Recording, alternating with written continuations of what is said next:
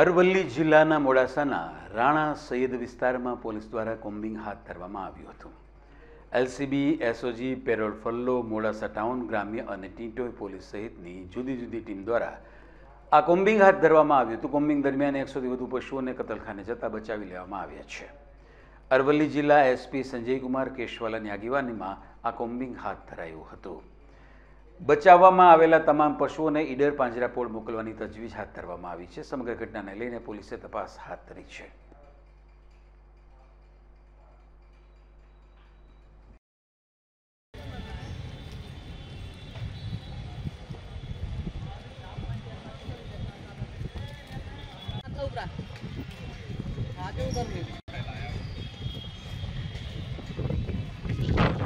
આ પ્રેમ છે પેલું બરોબર લઈ